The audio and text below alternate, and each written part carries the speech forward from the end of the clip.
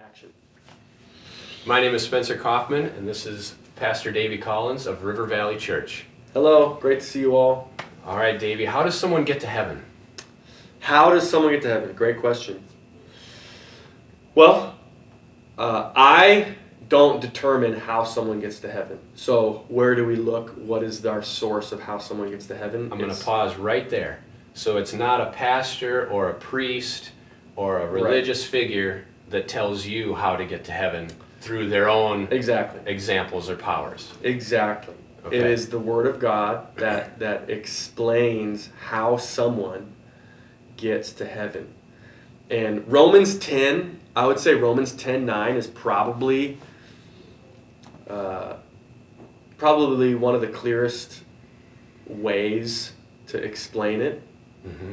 There's a few, but I'll share a few of them. First, I would say Romans 10, which is, if you believe in your heart and you confess with your mouth that Jesus is Lord and that God raised him from the dead, you will be saved.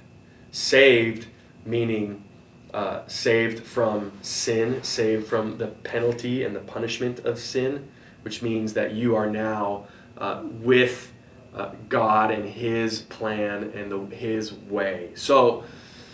So believing in your heart, that's saying I believe deep down in my soul, who I am, that Jesus is Lord of my life. He's the leader. He's in charge. Jesus is in charge. So you just give up your own control. He's in charge. And I confess with my mouth. Confession is, you can't separate now. In today's day and age, people, I have no problem separating themselves from their words. Right. But that's not reality. Okay. So you are your words. So what you confess is who you are. The Bible says, out of the abundance or the overflow of the heart, the mouth speaks.